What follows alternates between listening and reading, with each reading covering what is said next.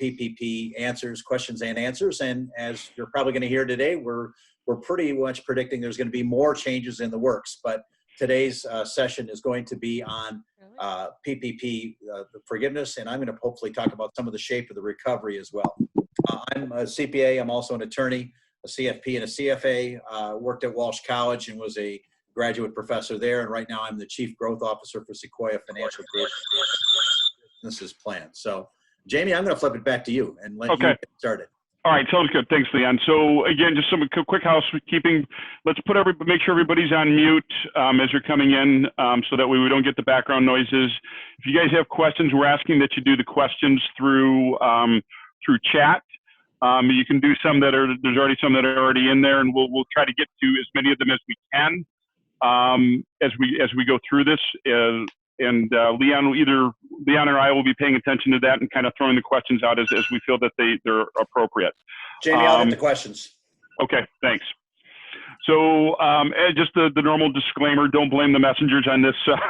What we're finding is these messages, everything's changing on a daily basis, and what we know today could very well change tomorrow. In fact, it could change by 3 o'clock today or so with the Senate meeting, and this is still an evolving situation. And I think when the PPP first came out, I don't think they anticipated the COVID-19 to last as long as it has. And so I think that they're looking back a little bit with the 2020 vision now.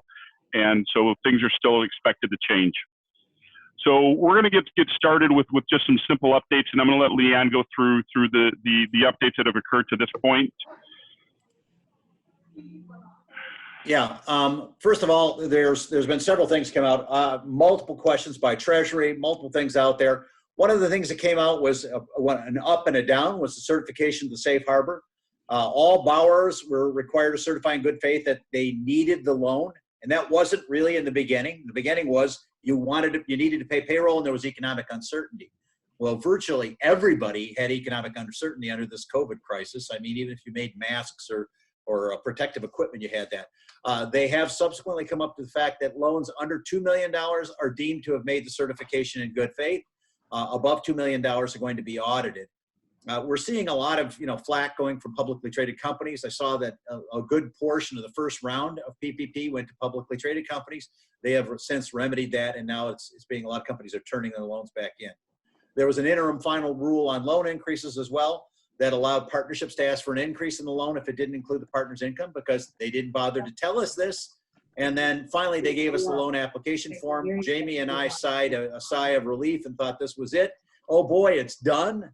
No, there's still open holes in this, and Jamie and I have had conversations along with our fellow CPAs about what's going on with it. But Jamie has done a remarkable job of going through the application and really taking it through. It's an 11-page application, could be simpler, but it certainly did clarify a lot of things. And Jamie, you and I have been back and forth on this, only a couple of gray areas now. Instead of the whole thing being gray, there's some black, some white, and a little bit of gray. So why don't you take us through the app, please? Sure. So there's 4 forms. 2 of them only need to be required. 1 worksheet, and then there's a demographic with everything else being explanations and some various other calculations scattered throughout the process. And so what I've done in this is I've worked this presentation not based on following the form, but based upon the major concepts. And so they'll be spread out throughout the form, through the application form, but the concepts are there. So let's just do a little bit of a refresher of what is forgiveness. In the Treasury has defined 3 possibles, and it's the lesser of the 3 following, which is, we always knew that it was always going to be based upon your adjusted actual costs, which is your payroll, non-payroll, adjusted for either full-time equivalents or salary reduction. That was always part of the law, and that still maintains true. We'll get into those calculations as we go through this. We can never, ever exceed your PPP loan amount, so that is going to be capped at that point as well. Treasury then all of a sudden decided to take it amongst themselves and throw out this 25-75% rule, saying that because of the congressional intent, we're only going to allow for 25% of the borrowing to be forgiven if it's used for non-payroll costs. The other 70%. And so they always capped it at 25% of the non-payroll costs. Well, what they did in the final application is they basically said, we're going to cap the loan forgiveness at an imputed of 75% of the payroll cost, meaning that the payroll costs are going to have to, no matter what, equal 75%. So, for example, you take your total payroll cost divided by 0.75, that gives you the amount eligible for forgiveness. And so you take the lesser of the three. In my example here, I've got a $50,000 in payroll cost. The maximum forgiveness would be $66,667. Now imagine if you had borrowed $80,000, that 75% is $60,000. You're short by $10,000, right? Oh, somebody says my screen's not sharing. Is everybody seeing my screen? I can see your screen. I got your screen. All right. So and so you get an $80,000, and so 75% of that is $60,000. That means that the other $20,000 could have been used for non-payroll costs. Well, under this calculation, when you all of a sudden this lowers the amount eligible for the non-payroll costs as well. So as a practical point, we need to make sure that we're really truly trying to maximize our payroll costs to that 75% at least of the amount that we borrowed, or we're going to see a reduction not only in the forgiveness associated with the payroll costs, but in the amount of the non-payroll costs as well. So this was a new little thing twist that Treasury, that I did not see Treasury coming from Treasury when they put in the final rules or final application, if I say. So they've done a couple things here. We all knew that this 8 weeks existed, or 56 days. And they've come out with rules that said, well, there's always confusion of when does that start. They've said that it starts on the first day of when the loans have been dispersed. So that starts the clock ticking. There has always been a argument, and the American Institute of CPAs put this argument out there as well, that, hey, let's keep it simple for those employers that have maybe biweekly or more frequent payroll schedules. So instead of having to do special and odd payroll runs and all of that, why don't we make the forgiveness coincide with the payroll periods? So Treasury took that under consideration, and it looks like in the final rules, they did adopt that potential rule, and they're calling this the alternative payroll covered period, which I've just dubbed APCP, and you're going to see that through the slides, just because it's too long to put in alternative payroll covered period. So this begins on the first day of their first pay period following their PPP distribution date. So for example, if you receive the funds on a Monday, the 20th, and your next payroll period begins on Sunday, the 26th, your alternative payroll period is the 4/26 to 6/20, not starting at 4/20. Okay, so this is actually as good, because we had always said prior to this, you're going to have to do special payroll runs and things of that nature to make sure that we get the paid and incurred covered within the loan period. And can I ask, is there somebody that's on here that hasn't been muted? I'm getting a lot of feedback from them. I don't know who it is. Is it anybody? Are we getting? I'm not hearing the feedback, and I'm okay. So seeing that everyone's muted.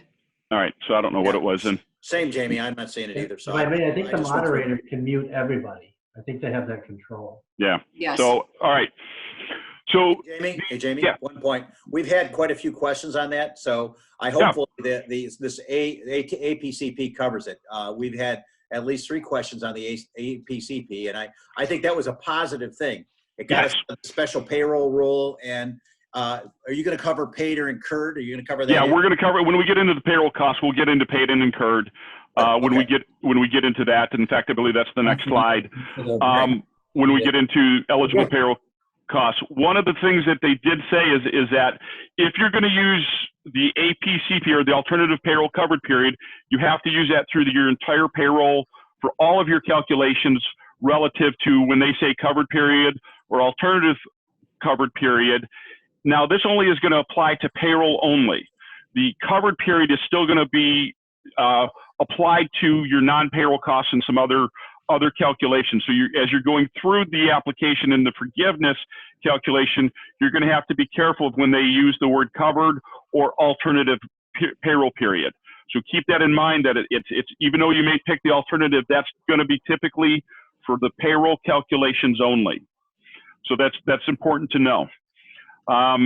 Eligible payroll costs. For the most part, payroll costs have not changed from the definition used in the application for the loan. It is still the same definition of what is payroll costs. They've tweaked it a little bit, but it's still the same definition. In fact, in the instructions, they refer back to those definitions relative to that. The paid and incurred is either during the 8 weeks of either your covered period or your alternative payroll covered period.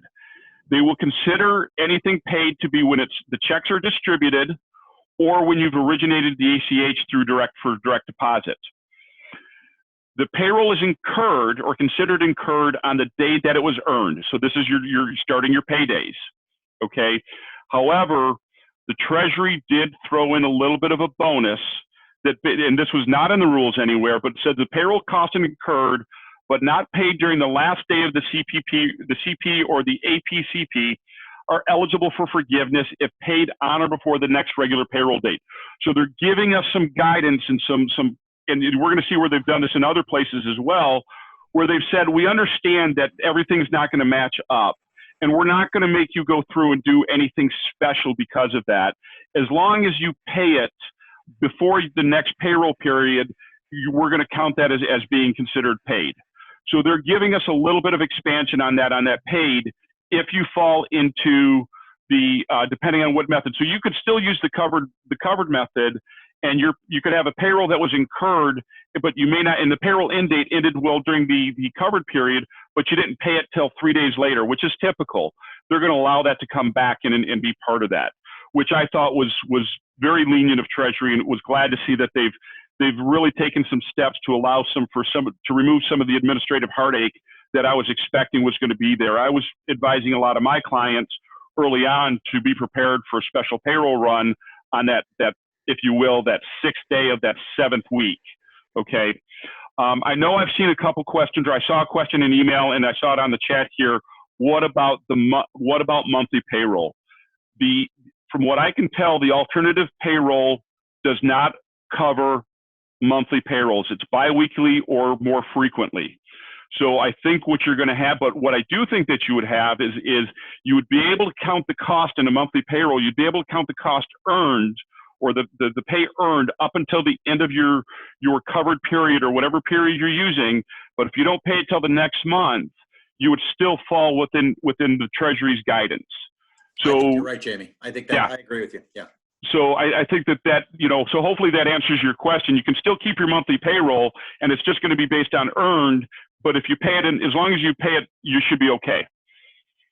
If you want to be super safe, make a special payroll run, but that's up to you. They gave us guidance on the $100,000. Bi-monthly is less frequent than bi-weekly, so I think bi-monthly would fall in the same thing as monthly. I saw that from somebody else as well. So the same concept. You're not going to be able to choose the alternative payroll method. You'll be able to use the covered period method, but you still would be able to cut off as of the end of the covered period and just pay on the next normal, the 15th or the 30th, if that's what you're doing. So for example, in this case, let's say your forgiveness period or your covered period ended on the 20th and you don't pay till the 1st, the payroll incurred through the 20th would count, even though it's not paid until the end of the month, if that makes sense.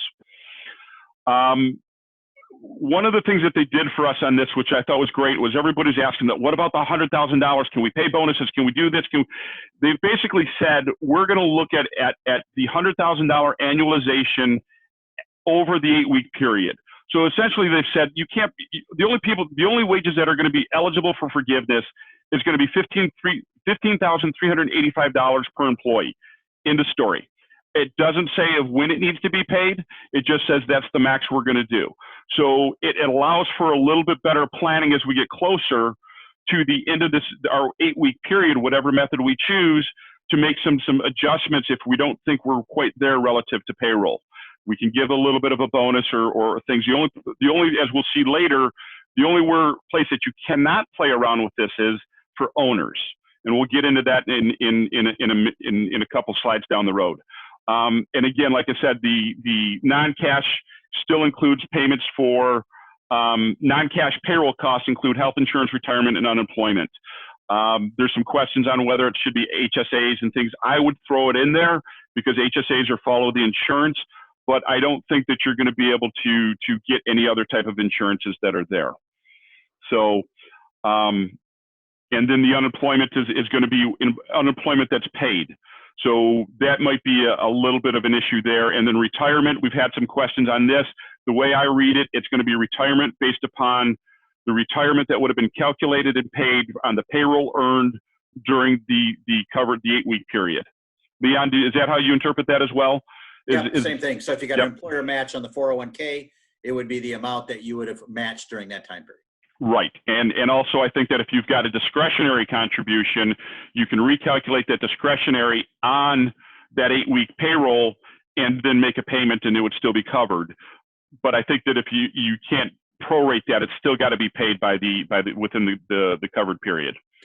Jamie, 2 questions popped up. Supplemental insurance included in health insurance. I'm presuming what Julie is asking is, does this mean like life insurance and stuff like that? I think you and I agree it's health insurance. Yeah. But if it's buried in the health insurance, you and I have both said to clients, go ahead and put it in and see what happens.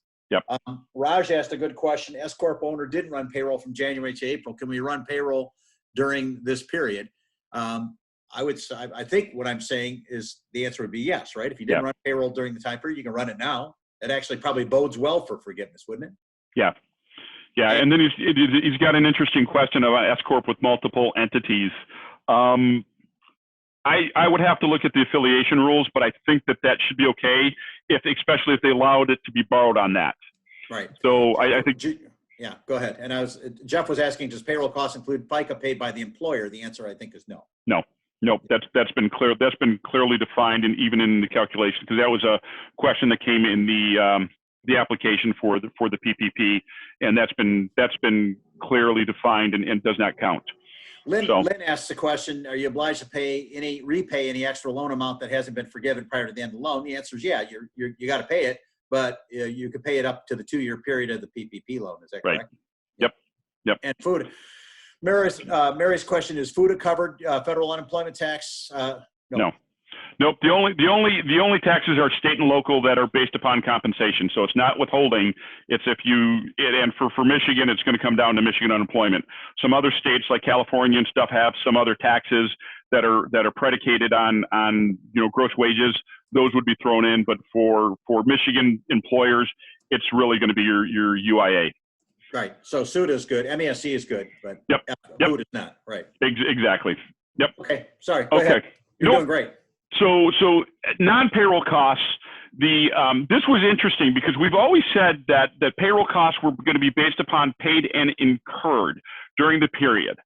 In the instructions, though, they got rid of the word incurred and said paid during the covered period. So this is a little bit of a disagreement from some of the other CPAs that I've talked to, and we're trying to. So I want to caution people to proceed with this with caution, because does this mean that if I didn't pay rent early on and all of a sudden I catch up with it during this period, would this be covered? And I'm gonna caution and say that it could be, but because of the instructions, because it doesn't say it had to be incurred during the covered period, it just has to be paid during the covered period. Okay, so it's possible. And then they go further and say the definition of the incurred is incurred during the covered period and paid on or before the next regular billing date. And this is a treasury bonus even after the covered period. So this is good for those that maybe have incurred a cell phone bill that is ended on the last day, and you don't pay it till, as long as you pay it before the next billing date, it's going to be able to be brought back into your forgiveness calculation. So again, that was, they've given us a little bit of flexibility on this paid and incurred. I would be careful. Yeah. One question back to payroll for a second. Sure. What if I got a commissioned salesperson and they earned a commission prior to the period, but I pay it during the PPP period. As long as I don't go over the 100 grand, I'm probably okay, right? I think you're okay. I think that yeah, I mean, that's an interesting question, because you've got the issue that the payroll, they say it still has to be incurred, and it's incurred when earned. Yeah. So I think that there may be an argument there that says that because it was incurred prior to the beginning of the PPP, it's not eligible for, regardless of when it's paid, because of the fact that it was incurred prior to. Now, strangely enough, they could pay that personal retention bonus. And Or that they would- could, or they could up there, as long as they're not an owner, they could always pay them a higher base on their commission and take it away from future potential commissions. Yeah. So there's a way to skin the cat, but I don't think you could do it directly with the commission. right. I think that you'd have to look at other creative ways to get around it. And somebody Barring- else asked go ahead. I'm No, sorry. I said barring any other treasury, any other treasury rules that they come out with. And somebody said, if you hired more people in May and June months on forgiveness, well, it just helps you. You and I figured out it's almost impossible to get a full forgiveness no matter what you did. But if you hire more people, that's just a benefit. That's a bonus. Yeah. That's a bonus. Yes. Yes. And then there was another great one. If I have a 100 grand loan, I use 80 grand for payroll and 10 grand for utility or rent. Does the remaining 10 grand turn into the loan? Well, if you can't come up with enough extra expenses, but remember, there's other things in that utility. Utility includes transportation, right, Jamie? So Yeah.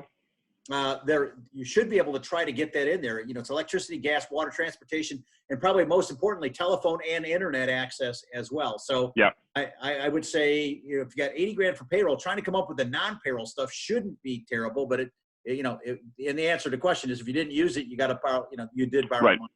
And that, that scenario is going to play out a lot depending on what because remember, we borrowed on 2.5 times your monthly costs, and we're required to pay out just 2 times in 2 months worth of payroll.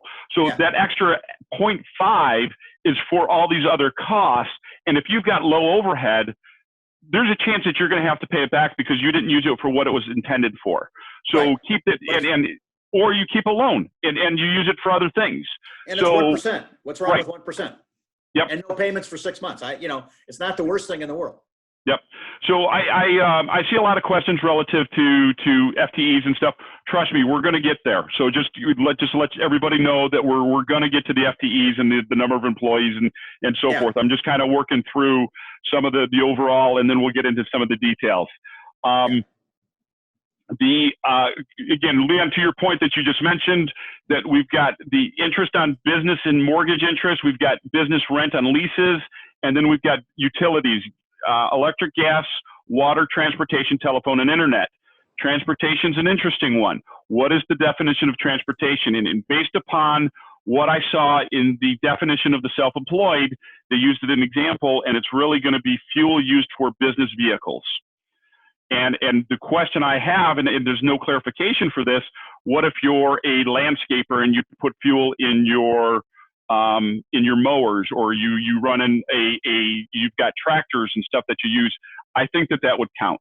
Personally, I would, because it's still a fuel and it's still part of a utility to use things. So I would probably do it. Again, keep in mind, banks are the final decider on all of this. But I'm taking the philosophy, I'm going to throw in as much stuff in here as I can, and I would rather be told no than realize I could have gone for something and not get it there. What about a car allowance? What do you think of that? Car allowance, I don't think, because it's not specifically used for fuel, I don't think it would count. It would not that's count. the way I read it too. I read Right. that too. I did. Right. I ran into somebody at a trucking company, and they were asking about fuel. And I said, basically your answer, I said, they defined it as fuel, and they did not say fuel that's not cost of goods sold. They just said fuel. So, but I mean, and keep in mind that this is still, I really think that this, getting nitpicky on some of this stuff, because if you've got a transportation company, chances are they've got high rent anyways. And so they're going to get to that 25% in other forms. So I think that trying to nitpick on all of this stuff is going to be either very minor in dollar amount, where the banks are just not going to bother, or you're going to get there somewhere else and it's going to be immaterial in the whole equation. I'm going to try So, to I'm going to try to keep our questions going because otherwise we're going to have 10,000 of them and we're not going to get anywhere. sure. You and I and the rest of our CPA colleagues agree that retention bonuses are part of compensation as long Yes. as it doesn't go over 100 grand, right? Yep. That's clear cut to everybody. Yeah. Yep. It's compensation is going to be cash paid. So I know, it is in my thing. So this is an interesting thing that they did is owner compensation. And this is one that I've got a little bit of a bugaboo with Treasury on, but what they did is they have pulled out owner compensation, and they define owner compensation as owner employees, self-employed individuals, or general partners. The owner employees are the one that bothers me because that is your S Corp shareholders and C Corp shareholders that have ownership in the company and still are taking payroll. So they're now thrown into this owner compensation where the regulations that they were drawing this on actually specifically never mentioned them. It was talking more about the self-employed. However, the Treasury decided that they're going to lump all of us together in this. And so what they basically said is, we're going to pull out anybody that's considered owner compensation, and we're going to pull it out of all of the other payroll calculations. And we're going to say your compensation is now separately stated on the application. And it's not part of the FTE calculation or the reduction in salary calculations anymore. It stands on its own. The other part that they threw in here is the cash limitation, or the cash compensation, is going to be limited to the 15,385, which is that 8-week equivalent. I have no problem with that. That's consistent. But they threw in this, or the 8-week equivalent of their 2019 compensation. So there is going to be no room to give owners any additional bonuses above and beyond what they've received for 2019 compensation. So it also means that if you had an owner that was not paid in 2019, you're not going to be able to use his or her wages for your calculation for forgiveness on the application. I think that applying this to S Corps and C Corps was a mistake on Treasury, but there's nothing we can do about it at this point. It's kind of frustrating to me, but it is what it is. And so I want everybody to be aware of that there's limitations. Now this follows the C Corp, or not the C Corp, the Schedule Cs. This follows exactly, because they came out with guidance and said, Schedule Cs, we're going to make it very easy for you. We're going to take your line 31 of your Schedule C, we're going to divide it by 12, multiply it by 2.5, that's what you get to borrow on, and your forgiveness is going to be that same number divided by 52, multiply it by 8, that's your forgiveness, plus any other costs that you may have, other non-payroll costs or other payroll for employees. They took that same concept and said, we're going to apply it across to all owners. And I don't agree, but it is what it is. And I was originally going to say, well, I'm just going to skip this because the rule doesn't apply. However, in the application, you have to go through a certification process. And right here, the fourth certification down is, did you dollar amount that was requested for forgiveness does not exceed 8 weeks of worth of 2019 compensation for any owner, employee, self-employed individual, capped at the 15,385. So if you try to get around this, there's a certification that you could potentially then run into penalties and all that good stuff that's thrown out there. Okay, so I don't know if we want to just take a quick break and see if there's any questions we want to catch up on, or if we want to keep moving on, Leon. Yeah, let's do that.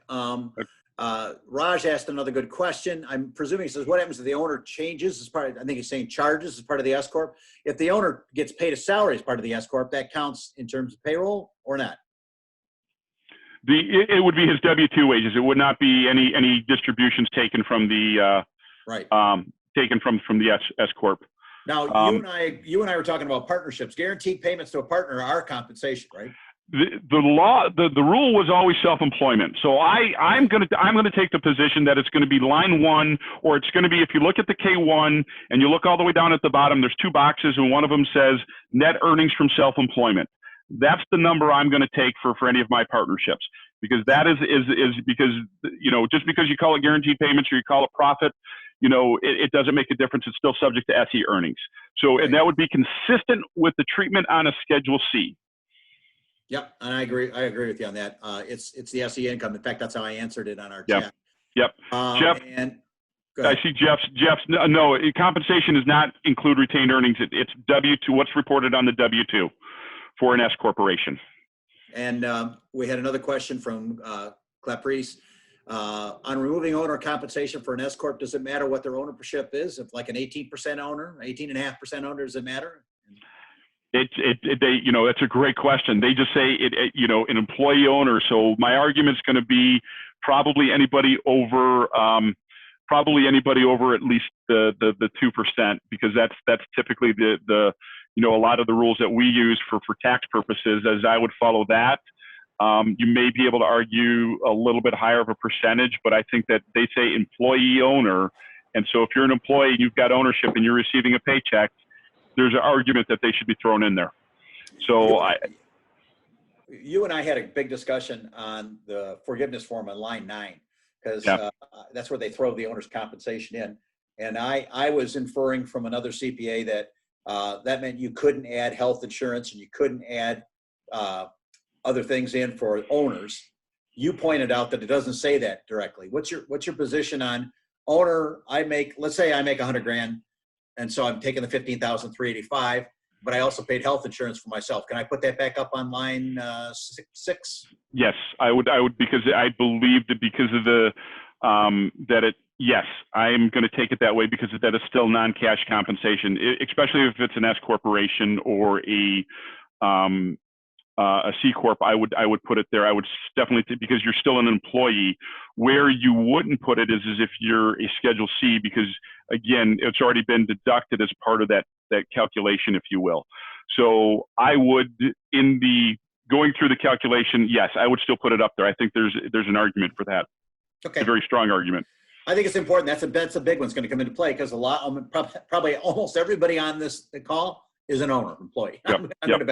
Everybody is. Yep. So. Yep. So I think that, there could be where you may run into, well, no, because I don't think it's going to be an issue. I was going to say, based on the W-2s, where you may have ran into an issue is because a lot of the S corp is added to box 1, but I don't think that since we're not doing W-2s, I would still take it on there. Again, I'm going to take the approach where I'm going to warn people or tell people, throw as much on there and as much as you can feel that you can defend. The banks are not going to act as the auditor, but they're going to do their due diligence to make sure it's there. And if there's something that's questionable, if you can make it a legitimate argument, I would try it, because if not, there's no other way to appeal this. Yeah. So, okay. And then I saw somebody in here says, I didn't have any W-2 earnings from last year. Now I am the director of this S corp, no payroll. That's an awesome question. They've got to get around this rule, Raj, is because of the fact that you were technically employed, but where you may run into a problem is if that's the case, Raj, you didn't borrow on your own earnings then. So you're trying to get forgiveness on earnings that you didn't borrow on. So right. To some extent, it could make sense to me that you're not going to be able to get forgiveness on your W-2 earnings because you didn't necessarily borrow on them. So keep that in mind. Your borrowing was on 2019, where your payroll should have been. If you paid yourself in 19 or didn't pay yourself in 19, you didn't borrow on it. So now you're shorting somebody else, if you will. And so they're preventing, really what this is designed to do is prevent owners from manipulating the forgiveness so that they screw over their rank and file employees. And they don't want that to happen. Right. So, again, sometimes we What if Raj had SE earnings out of this sub-S? You can't. There's no way to get SE earnings out of a sub-S. Yeah, only W-2. Yeah, you're right. Yep. If he was a Schedule C and became a sub-S, then the Schedule C would still dictate. So I don't think there's going to be an argument. Right. Yeah. So I think you're okay. Right. So one of the things that they threw out there, and this has always been there since day one, is they said you're going to calculate all of your employees, and then we're going to reduce based upon you not hitting certain benchmarks to prevent you from not bringing employees back or bringing your paying employees. This would, remember, I can't stress this enough. This is called the Payroll Protection Plan, not the let's get my business back started plan. So this is all designed to pay employees.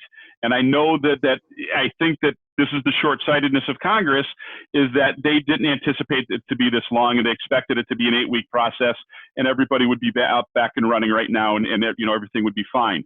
So, but knowing the spirit of when the intent was to pay payroll, they basically said, well, if you short payroll or you don't bring people back, we're going to penalize you essentially and not allow for it to be all forgiven.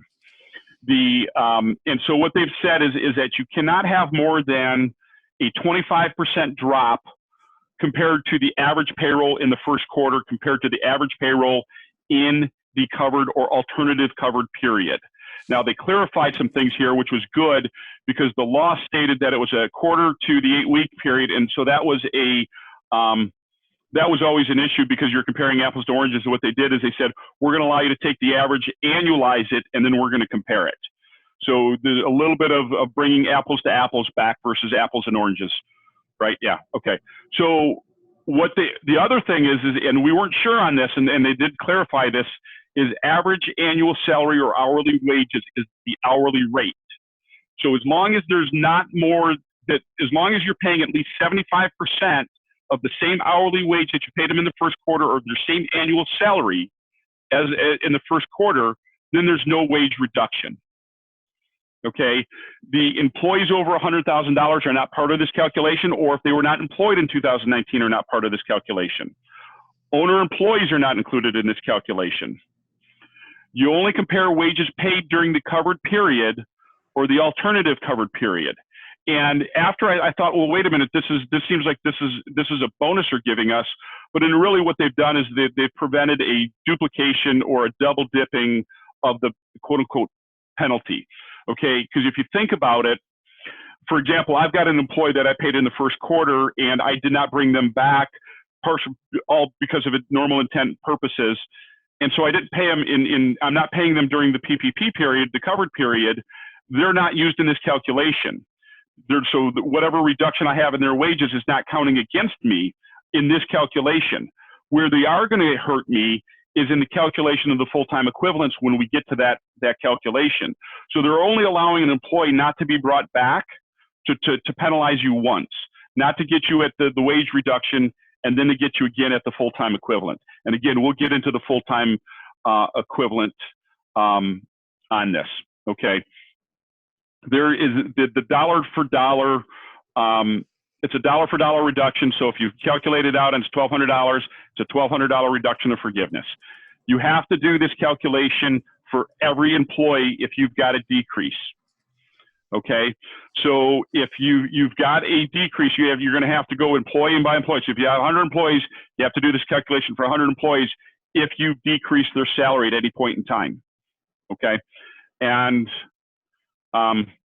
it's a 3-step process that we have to do. And I'm not going to get into too much because I've got examples and we'll walk through those examples. Okay. Step 1, determine if the pay was reduced by more than 25%. That's a simple calculation. We look at our average pay. Can you hear it now? Okay. All right.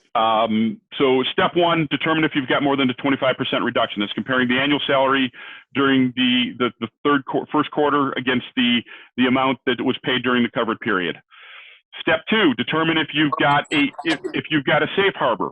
Remember what they said is if you lay people off between February 15th and 30 days after the law's been enacted, which is April 26th, and you restore back to full-time employment by June 30th, you've met the safe harbor, and that reduction in hourly wage or salary will not hurt you. They've defined that they're going to look at what is the comparison. They're going to look at did you bring back everybody by 6:30 compared to 2:15? So the 2:15 is the February 15th becomes a very, all of these dates are all applied throughout, and 2:15 is becoming a very special date in the PPP application for forgiveness.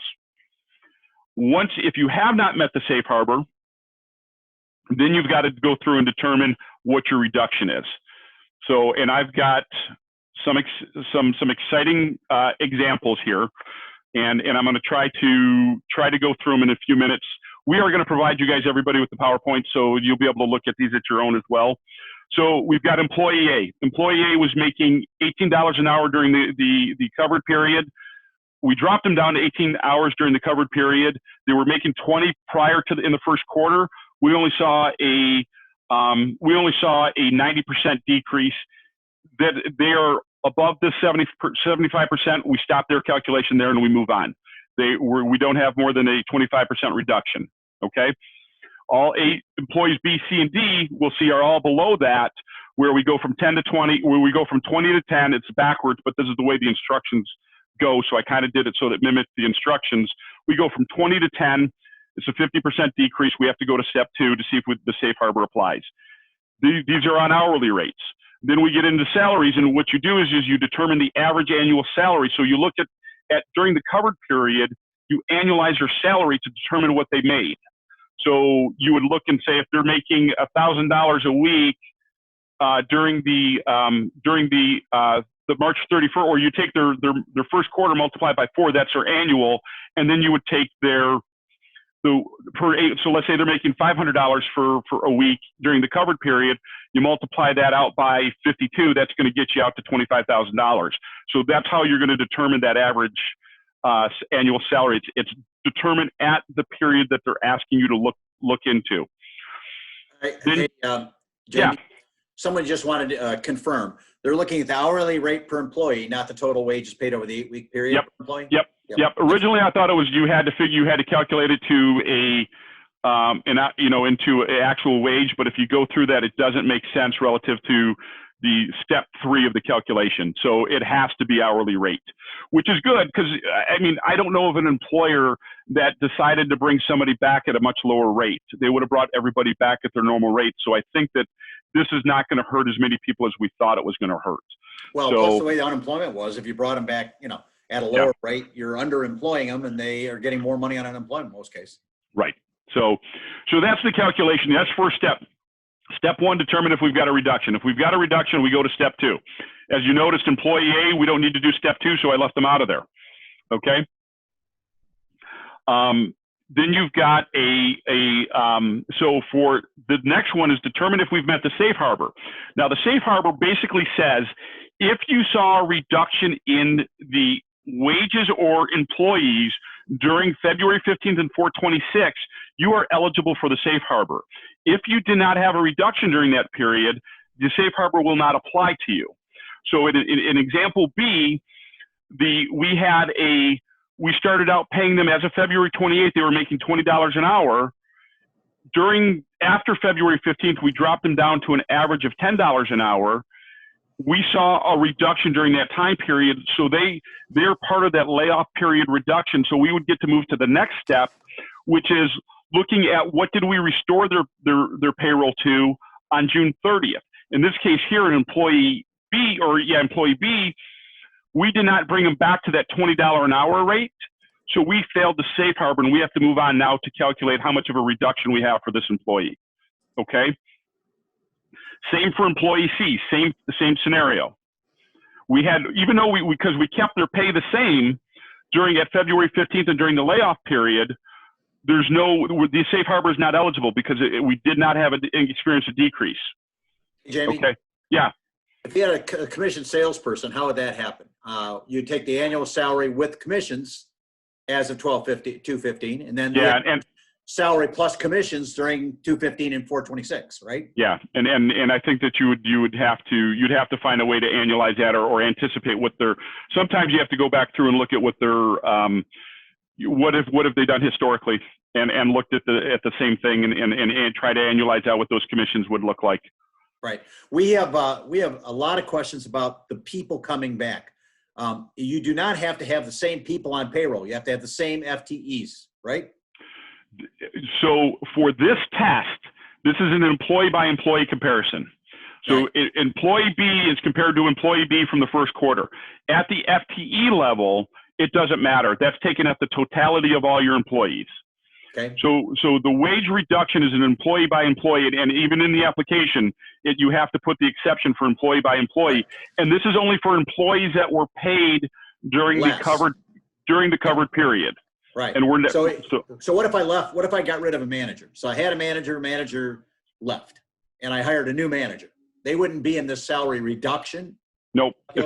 No, the only time that they would is if you where this gets interesting, okay, is if you brought on a manager and you fired them 2 weeks into your 8-week period, okay, now you've got a comparison and you could have a decrease here because you got rid of them during that covered period because you're comparing them to the first quarter. However, I worked through this with, and so you wouldn't possibly have a reduction for that person. However, you could argue that their annual salary was still the same. So for example, if you brought on a person and they only worked 2 weeks for you and they're making $10 an hour, that was their annual, that's their wage, and that we're making that same hourly rate, I would make an argument you don't have a reduction. Right. Because well, no, you know what? I'm sorry. There's an exception for this. Is if the employee was terminated for cause during the covered period, then they don't work for the exception. But let's go back to Caroline's question. Caroline, I think Caroline's asking me and us, if she had a manager, the manager couldn't come back. She hired a new manager. That's not going to be in this salary hourly wage reduction example. No. And that manager, the new manager, is going to count for FTE, right, Jamie? Yes. Yeah. Yep. So Yep. for Caroline, for FTE purposes, you don't matter who it is. For the purposes of wage reduction, it does matter who it is. Yes. Right, Jamie? Yep. Okay. Thanks. Yep. I just want to make sure, because this is so, yeah. By the way, guys, they simplified for us. Isn't this how simplified it is? Yep. So again, I want to kind of move a little bit quicker because I know I've got a few more slides, and then I want to make sure I give some time to Leon to give us a little bit of an update of what's going on. In this particular case, employees B and C fail the safe harbor because they didn't restore them back to the June 30th level. Employee D meets the safe harbor because we all of a sudden, even though we laid them off, but by June 30th, we brought them back onto the same $52,000 salary. They're now part of the exception now. They've met the safe harbor. Okay, so there's no subtraction for them. So then we get into the final step of how do we calculate. So employee B and C, we've now determined we have to reduce their wages. So there's two different calculations, if they're hourly or if they're salaried. And so you multiply the amount in 1B, which again, I'll go back to, the 1B is the average salary during the first quarter, okay? You multiply that by 75%, determine what should you have paid them, and then you subtract that out from what you did pay them to get the difference. So I should have paid this person 20, I paid them 15, I've got a $15 or a $5 an hour difference. This one here, I've got a $7,800 difference. That's my shortfall for the annualization, okay? Then what I have to do for hourly, I multiply by the number of hours, average hours of work they worked in the first quarter, and then so I come up with the weekly amount, and I multiply that by 8 weeks, and this is my reduction. So by not paying this employee their full $5 an hour, or $20 an hour, I have to reduce whatever I did pay them by $1,600. Go through the same thing with the salary though. They say take this $7,800 and come up with a 8-week average, and that comes out to $1,200.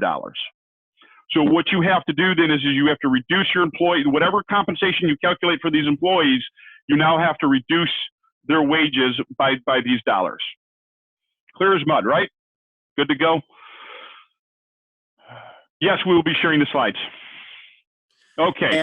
And we had an EIDL PPP question, but I'll answer that. Okay. So full-time equivalent, this was kind of a little bit of what I would call the holy grail. We were all trying to figure out what are they going to determine for full-time equivalent, and a lot of us CPAs, we sat around our big tables and talked and said that we're going to say that it's 30 hours based upon the Obamacare Act. Well, in true Treasury form, they said, yeah, no, we're going to use 40 hours. So it becomes a 40-hour, it's based on 40 hours, and it's the average number of hours worked per week, and it's divided by 40.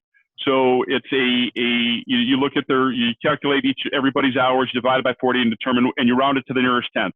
So if they work out to if it works out to, something like a 0.93, you're going to round it down to a 0.9, okay? The cap obviously is nobody can exceed a 1, so it's got to be a cap. So again, for example, employee works 300 hours for 8-week period. 300 divided by 8 is 37.5. Divide that by 40, you've got a 93.75 or a 0.9 FTE. An employee works 400 hours for the 8-week period. 40 divided by 8 is 50. You max it out at 1. It's kind of self-explanatory. So you're going to look at this and this is going to be, even though you calculate the hours per employee, you're going to look at the FTE as a totality of the company, of all employees at once, not necessarily, unlike the subtraction that we just went through, that's at the employee level. This is at the company level.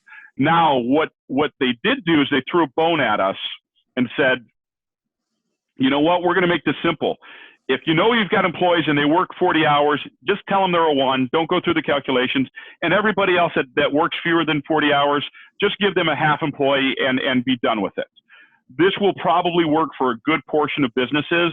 Where this may not work is if you've got just some minute differences, or you've got a lot of employees where that difference may be, or you've got a lot of employees that are working less than 20 hours, really is where it's going to come down to.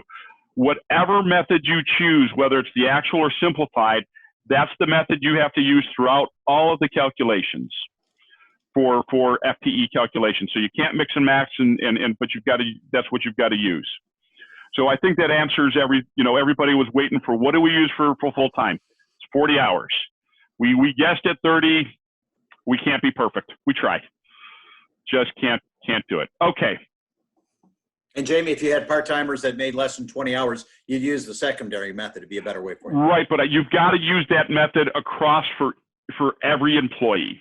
Yeah. So you can't pick one employee and say that I'm going to use this method, and another employee I'm going to use this method. It's either I use the simplified for all my employees, or I use the actual method. So, and you may have to, I wouldn't encourage, part of what they've done, from what I can tell, is they've done this to help reduce the administrative process and the administrative burden to try to calculate some of this stuff.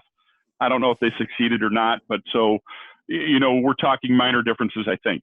All right, so the loan forgiveness is reduced by they look at what your FTE is during the 8-week period, either whether the covered or the alternative, and they look at it to your reference period. The reference periods have not changed. They're the same as what we thought was in the law.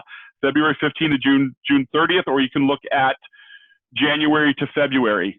Your seasonal employers, you can pick any 12 consecutive weeks from May 1st to September 15th. So, and again, you have to use the same method for every employee. You can't pick and choose what makes sense for you. So you look at this as a totality and what's the best one for you. Okay. This is where there's an exception to the reduction in FTEs. This is where everybody's, well, what happens if I fire per whatever, blah, blah, blah, all that good stuff, right? If you make a good faith written offer to rehire somebody and they reject it, and you document that rejection, you do not have to count them in the reduction. That's good news, because a lot of people are saying no because of unemployment. However, I caution you, if you've got an employee that rejects you, you might want to give them a friendly reminder that they are obligated to tell unemployment they were offered a job, and they will probably lose their unemployment benefits. Okay, so keep that in mind. They have also allowed you to exclude any employee during the covered period or the alternative payroll covered period for anybody that you fired for cause, voluntarily resigned, or voluntarily requested or received a reduction in their hours.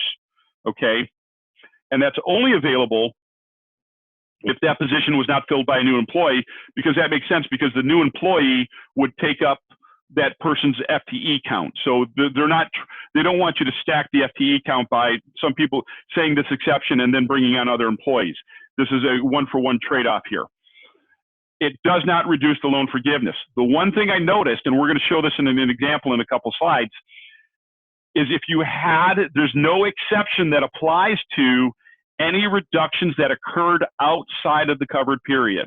For example, you decide to fire an employee on March 15th, and your covered period doesn't start till May 1st, that FTE count is going to count against you. And I'm going to show you that in an example. I had a client that it occurred to, and it's going to cost him dearly. So just to keep that in mind. Like the reduction in salary, there's FTE reduction safe harbor for the full time. Same dates. They're going to look at the FTE levels if you laid people off between the 15th and the 26th, and that you restored them by to the same level as February 15th by June 30th, you're going to get the safe harbor. So it's the same concept. It's just applied at the FTE level versus at the reduction level. And yeah, this has all been clear. I'm sure everybody is just waiting to do this application. All right. So some examples that we put through here. These aren't the same employees as the previous one. They're totally different. So FTE for the reference period. Remember that reference period is either February 15th, 19 to June 30th, 19, or February. You get to pick whatever one is for you. So we had eight full-time equivalents in that reference period. We laid everybody off during the COVID time, and then but we had, prior to laying them all off, we had 8. Okay. We then, during the covered period, we only brought 5 back. Okay, during the covered period, but by June 30th, we brought the other 3 back. We meet the safe harbor, and so therefore we have a full-time equivalent of 1, or the quotient of 1. This is the number that we're going to multiply our forgiveness loan by to determine. So example, 1 times our forgiveness number. Let's say our forgiveness number is calculated at 50,000. 1 times 50,000, we get 50,000 of forgiveness. Okay. Example B, we had 8. We had 8 during the layoff period, which is February 15th to the 26th. We had 8. Obviously, we would have had 8 as of February 15th. But during the covered period, and I got this. This is wrong. I just noticed I've got an error in this sheet. So during the covered period, we had 6 covered employees, and then this really should be 6 too.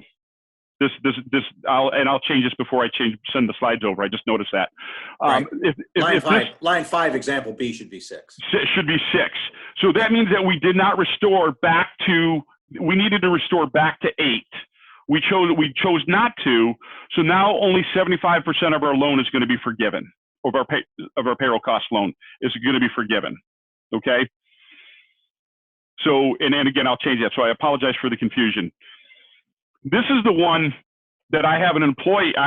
This is actual real time, and I just about cried when I saw this, but had a full-time, all of 2019 and early through February, they had 1 employee. They had 1 employee and the owner's pulled out. So this is where the pulling the owner out kind of really, pissed me off because it changes the calculation a bit. But they full-time equivalent, and then by the layoff, the terminated the employee, I think like around March 13th for cause. So they had 0 employees as of February 15 or through the layoff period. They have 1 employee as of February 15th. That employee still existed, right? But during the covered period and as of June 30th, they had 0. None of their loan is forgiven because they have a 0 quotient, because they have 0 employees. So the lower the employees, the bigger this becomes a problem for you, because there's such a difference in that number. Now, I've talked to the employer and said, I don't care if you have to hire a bum off the street and bring him to full-time employment by June 30th, because look what happens. You restore your full-time equivalent to the February 15 level, and now 100% of your loan is, or of the qualified loan is forgiven. So again, I don't care who, you be careful of who you hire. You don't want to hire your wife, because you never know if that's going to be questioned, right? But you need to pay attention to that June 30th, and if you should be, because it will have an adverse effect on your loan forgiveness. Jamie, I'll hire your wife. Yeah, there you go. We'll just start talking to your friends and start hiring each other's wives or something. Hire everybody else. You can hire my son. I'll hire your son. Exactly. All right. So, okay. So now what do we do? Now that we've learned all this, you're going to submit the application within, once you're done. Most banks I'm betting most banks are going to have this online, the application. The bank has 60 days to render you a decision. Again, don't rely on the bank to catch the mistakes. They've got a get out of jail free card. They're going to somebody said that there's been 2 million 2 million loans given out. And even if half of them go for forgiveness, the bank's got to process 1 million loans within 60 days. It's going to be a nut show. So, and then you have to provide documentation. And I'm not going to get into the documentation per se. This is exactly verbatim out of the instructions, but there's certain things that are going to be required. Bank accounts. A lot of third-party payrolls are already saying that we're going to provide you the report. Treasury said we'll accept that report instead of the bank statement, but you're going to have to prove that compensation was paid. You're going to need 941 state unemployment. You're going to need to give pay receipts, cancel checks, and account statements. So plan on getting some of this stuff now. Under the FTEs, you're going to have proof of how you calculated your FTEs between the various dates. So and again, if you're on a payroll, they're going to probably provide you a good portion of these. The documents must keep in mind that you may go past the covered period because again, that covered period, the payroll could go based on payroll after the first payroll after the covered period. Also, what's required for the non-business is going to be information on your mortgage. They're going to want to see that the loan existed prior to February. They're going to want to see what you've paid. So start talking to, if you've got a mortgage on a building, start talking to see what you get. Rent, they're probably going to want to see a copy of your lease. They're going to want to see proof of payment. It's going to be funny for me because I pay mine online through their portal. Don't know if that's going to cover or not. So maybe I have to provide them my bank statements and highlight that this is the rent. Utilities, they're going to want copies of your utilities and proof of payment. So that's going to be canceled checks or account statements or whatever you may have. Start gathering this information now. Okay. What is not required, but you must maintain it, and all documentation, I've got this in red, all documentation must be maintained for 6 years from the date the loan is forgiven or from the repayment period. And SBA has the right at any point in time to come in and ask for any of this. So I'm telling my clients this is no different than an IRS audit. They may not, the chances of you getting audited are going to be slim to none, but you don't want to be that slim, okay? You don't want to be that one person that they get. So all of this stuff, there's a Schedule A worksheet. That's not going to be, that's where you list all the employees and you do some of the calculations. That's not going to be required, okay? But you should be maintaining that and keeping it somewhere. So worst case scenario, what happens if we don't repay it or we don't get it all forgiven? It's a 2-year loan with 1% interest. Interest is payment is deferred for 6 months, non-recourse and no prepayment penalty. At the end of the day, this is not a bad deal. I think that everybody, it's going to be looking through this. I think you're going to have to be just about near perfect to get this thing forgiven. Meaning that the minute you got the loan, you started paying everybody and you just business as usual and you got everything and you have high rent and all of that, you're going to probably fall in that category. But if you played around with employees, deciding when to bring them back or waiting till you're open, you're going to have to plan on the fact that you're going to have to repay some of this. Okay, so we call this beyond PPP and beyond, right? So we wanted to kind of talk about what happens a little bit afterwards, and I want to give about 3 minutes to this, and then I want to give Leon the floor for the remaining 20 minutes to go through some economic updates and things of that nature. I think that at first, this Family First Coronavirus Response Act wasn't really going to be much of a deal because everybody was furloughed and all that. But now that we're slowly starting to see the state open up, and they're making selections on who can go back and who can't. And one of them that can't go back are daycare providers. So for example, I've got a dentist that is starting to go back, but he's got employees that have got small kids that they don't want to leave them at home. And now all of a sudden they've got an issue where they can request to have 80 hours of paid sick leave, and 10 weeks of it is paid by the extended family and 2 weeks is paid by the sick.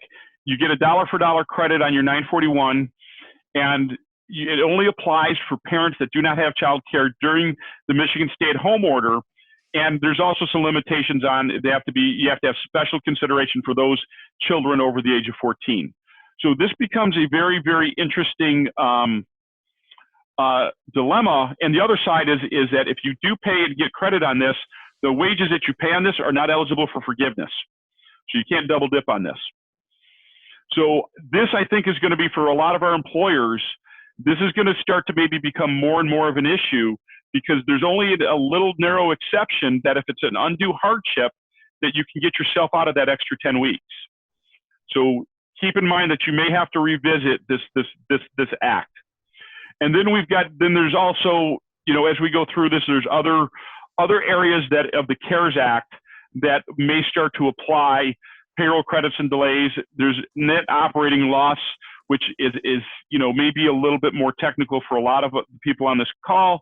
However, talk to your tax preparer, because if most businesses are going to start to see losses this year, probably, the thing should be is how do we plan to bring those back to maybe get money back from prior years? So they've loosened up the rules to allow for that to happen. And then there's some if you really get desperate, the CARES Act has also opened up some functionality relative to IRA distributions and 401k loans. And Leon, I'm going to throw that to you. I don't know, have you starting to see people to start to take advantage of these yet? The safe harbor, relative to IRA distributions and things? Yeah, you can take up to $100,000 out of a 401k plan or an IRA without an early distribution penalty, irrespective of your age. It's spread over 3 years. So you have 3 years of including your taxes. If you pay it back, you can amend your return and get all the money back that you paid in taxes. So it's like a free 3-year rollover on a $100,000 distribution, Jamie. Yep. A lot of my clients I've been talking to are going to have a really bad year this year. So I'm looking at those as the opportunity. I'll take $100,000 I can take $100,000 out of their 401k and not pay any tax. So right. I'm using that one as a biggie. The loans, 401k, if you're a 5% or greater owner, you can't basically take a loan out of your 401k. If you're less than a 5% owner or just an employee, you can. That loan limit's from $50,000 now up to $100,000. Right. I actually like the distribution a little better. Yeah, no. And Jeff asked a great question, and I didn't address this here. If I had more time, I probably would. But are forgiven loans amount taxable as income? No. The Congress has clearly stated in the act that it is non-taxable income. The caveat with that is the IRS turned around and ruled and said, well, if it's non-taxable income, we're going to follow a certain revenue ruling that says any expenses associated with non-taxable income is non-deductible. So as of right now, the loan is not taxable, but the expenses that are forgiven are not going to be tax deductible. So this creates an indirect tax effect, because if you're like me, that business as usual for the most part, and I was paying these salaries all the way through no matter what, and now I've gotten it forgiven, those salaries go away as a deductibility, I have an indirectly increased my taxable income from what I planned on it to be. So there is more money. You did get. I got more money, right? So Yeah. I'm not complaining about it, but just keep in mind that the forgiveness is not tax deductible, and you're going to need to talk to start your conversations early with your tax preparer on what this means relative to your tax plan. And I believe that and this segues great into the next conversation, because I believe that there's talk in the new legislation that they may try to make this tax, the expenses tax deductible. But Leon, this is your specialty. Why don't you tell us where we stand on legislation and what this all means for us? Great, thanks, Jamie. And I'm going to ask you to share in just a second. But sure. there is new legislation. Gene, you've got that control. So the basic idea is there's some new legislation actually floating around in the Small Business Association, the Small Business Senate subcommittee today. And if we saw what they're doing today, they're talking about potentially making the deductions still able to be done. And we're also talking about the potential of extending the 8-week period to take out times that businesses have been shut down by state order. And I've also seen a potential that it might go up to 12 weeks. That'll drive Jamie out of his mind and make him. Don't mess with my PPP. I don't know how they're going to go out doing that, but clearly, what I'm hearing from DC, and I get involved with DC on a regular basis. Unfortunately, what I'm hearing from DC is that there's a tremendous amount of money going to be pushed back out right now. So it's really an amazing thing. I'm going to throw a slide on. I just wanted to cover something kind of cool.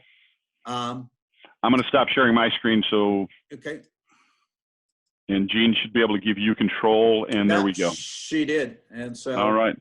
Just some perspective questions of the shape of the recovery. Are we looking at a V, a U, a W, or an L? Jamie, what I want to do is I want to go back to a time of 1917. 1917, we had the last big pandemic, the Spanish flu pandemic. By the way, for everybody on the call, I want you to remember a couple things. 2009, we had H1N. And I challenge all of you to tell me how many people had H1N in the world in 2009, and the answer is 1.2 billion. And I'm old, so I remember Woodstock. Actually, if you're actually at Woodstock, you don't remember it. But at Woodstock, during Woodstock, when just a few people weren't social distancing, there was a flu pandemic going on then.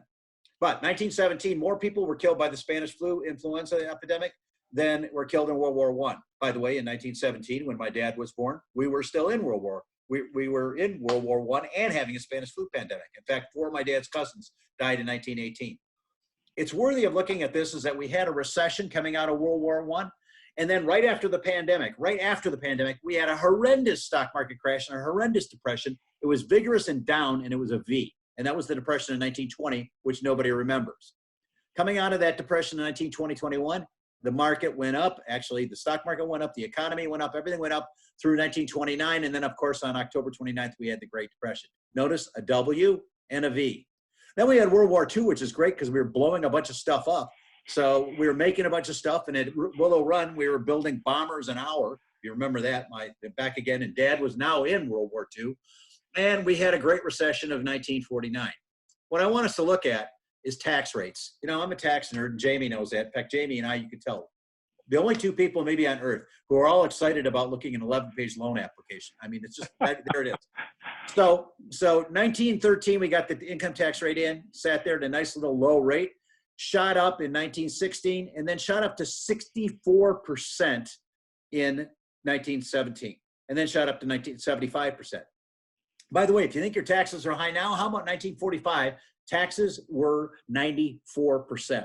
So first question I'm asking us is, what are we looking at in terms of debt to GDP? And in 1945, we were looking at 120% debt to GDP ratio. If I take us forward to today, guess where we're at? 125%. So here's what I'm worried about, guys. I'm worried about the fact that we just busted about a $3 trillion credit card bill, and all the taxes collected in the United States aren't $3 trillion. In other words, if I spent every single penny I collected, I'm not going to be able to pay for this bill right now. And now Congress, because they seem to have found an infinite amount of money to spend, wants to spend another $3 trillion. So first thing I want us all to remember is it's highly likely we're going to see some tax increases in the future. As Jamie will attest, the Tax Cuts and Jobs Act expires in 2025. But as I might point out, and I bet nobody knows this, there's a presidential election in November, and it's possible that something might change in Washington, and it's possible that we might see a tax increase even sooner than that. The good news is the market actually takes this through in stride. And I went back to 1870, which is about when I was born, and we run through all the different things that happened during this time frame, and you can see that 1920 dip and how ugly it was. Why do I think that's the case? Because I think the next quarter is going to be horrendous, and I think we're going to see a really, really terrible second quarter, followed by probably a pretty good third quarter. Here's a weird piece of evidence that we might have a V-shaped recovery. This really surprised me because what I did is I ran stuff on a daily basis and to see if we had this retail apocalypse. If you look at like the top line, you can see what happened to airlines. And no surprise, you know, on May 1st, airlines were down 100%. And if we go out though, online electronics, which I happen to be using my new router, they're up 155%. Hey, if we can mute, somebody's online, so everybody can mute. Gene, if you want to hit The everybody. person, I don't have access to mute them, Leanne, because you have control right now. Oh, sorry. All right. No, that's I okay. can't mute it. I think they heard it. Take a look at this though. This is the part that kind of is wild. April 26th, when we're getting toward the height of the pandemic, retail card spending was down 27%. By May 7th, it's only down 9%. So if I'm looking for a little bit of sunshine here, chart 1 shows me my daily total card spending based on the Bank of America card data. And you notice during the pandemic, oh man, it was ugly. It went down. And this is the gold bar is 2019. There it was, nice and steady. And the blue bar, look at that, 60%. But look where it is now. And look at chart 2, same thing. Huge surge, huge drop. Interesting. I just wanted to see chart 3, aggregated daily spending. No surprise, travel and entertainment spending is basically down almost 100%. No surprise, spillover sector's down substantially, down 50%. But to have a look, necessities up. By the way, necessities include Amazon and obviously toilet paper, and all else actually is getting right around to zero. And that's really interesting. One last thing I wanted you to hit on. I pulled up something I thought was really wild. This is the China real-time dashboard. And by the way, I'm not confident that everything I get from China is accurate. In fact, I'm pretty confident that everything I get from China is not accurate. But there were no COVID cases in China on 1/17 that we know of. And if we notice by February 7th, there were 21,000 COVID cases. No big surprise. By February 7th, China car sales were down 48%. By the 21st of February, car sales in China were down 91%. Electricity demand was going down. Electricity demand by March 6th was 67% down. I mean, so we see enormous changes in that. But have a look at what happened now as COVID seems to have declined. The Chinese economy bounced back hard. It bounced back significantly. So what I want us to think about is this. I actually am thinking that we're going to have the potential of a U-shaped recovery. But I also am thinking about the fact that the evidence is showing us that we may have a V-shape. Here's my biggest way of looking at this. I view that we have had a waterless tsunami. I think what happened is a tidal wave hit all 50 states and 132 countries, and it wiped out the economy, it wiped out the consumer environment, but it didn't wreck anything. Unlike a regular tsunami, it didn't hurt anything. So the biggest difference I see, and I'm a student of economics and I taught graduate school and I'm a nerd and I admit it, and I look at charts like this and try to figure out what the tax rate is every year since 1913. But here's the main point. In 2008 and 2009, we had a massive capital destruction. The mortgage market blew up. The amount of leverage, the 19 times leverage, blew things to bits. And it destroyed capital. It destroyed money. In this case, what happened is Congress and the Fed reacted. Now, whether they reacted great or not, Jamie and I could sit and argue the Treasury got this all wrong or whatever else, but I've never seen Congress act so fast and so uniformly. And what they did is they said, oh my God, we lost $5 trillion out of our economy. And the Fed said, put it back. And here's the wild thing. If you make less than $52,000 a year right now, you're making more money on unemployment than you were making before. But guess what you're doing? You're spending it on toilet paper and you're spending it on Amazon. But you're not going to restaurants and you're not going out and you're not buying new cars. And you probably will. So I'm going to put it on record as my idea is basically, I think that we're going to be able to have a V-shaped recovery. I think we're going to have a U, but I am highly, highly confident this will recover. So at that, Gene, I'm going to try to move the host back to you. I have to go how to do that. While you're trying to do that, Leon, there was a question that, and I did not address this and it's a great question. DJ asked about are hardware equipment leases considered to be eligible as overhead expenses? And I'm assuming, DJ, you mean relative to the forgiveness. At first, we thought it was going to just be real estate. However, they have put in the application that it applies to not only real property, but personal property. So I would make the argument that yes, it is going to qualify relative to any real property leases are going to be part of the forgiveness calculation, as long as they existed by February 15. So you can't use it to go out and get any new leases. But if you had a computer lease or if you had any type of I think that it would. And I think that there's going to be some questions on whether it's a capital lease or not. But if it's a true operating lease, I think it would qualify. So for whatever reason, I'm having a hard time trying to change it back to Gene, trying to change the host back to Gene. So they keep wanting to let me change it back to DeStigers for some other reason. So. Okay. All we had is we'll provide the slides. We are pretty much done with all of this. If there's any, we can allow for any mute and any questions we have in the rest of the slide deck just contains some more information relative to how to contact us, how to contact the Michigan Association of CPAs if you had any questions. The Michigan Association of CPAs has partnered with the Small Business Association of Michigan, and between the two groups, we formed a website called the Michigan Paycheck Protection Program, in where you can submit programs or questions that go to a select group of CPAs within the MICPA to provide information for answers to that. So if you've got any questions, you can submit them there as well. And then if there's a couple times I think people ask where can I get a CPA if I need to. I would start at the association, or give Leon and I a call, and we can try to set you up with somebody that may be in your area or can help them out with the PPP. Gene, you're now the host. Jamie, you're a terrific nerd. I love working with you. Same here, Leon. It was fun. So it's always great to be with you. Gene, you're now the host. I did finally figure it out. I'm not going to make the Steigers host. You're now the host. So thank you both very much for your time. And we recorded this, so we will be happy to put the caveat on it that it was recorded as of today's date, bearing all the changes that are probably going to be coming through after this. But for everyone's knowledge, we'll be able to put this out on YouTube so you can listen to it and watch it again and share questions with Jamie and Leon if you have them moving forward. Thanks so much, both of you. And we got it done within 5 minutes to go. How was that for timing? Right. I knew you could talk faster. I knew it. Good job, everybody. Thank you for listening. Gene, thanks for putting it together, and everybody have a great day. Thanks, everyone. Everybody stay safe.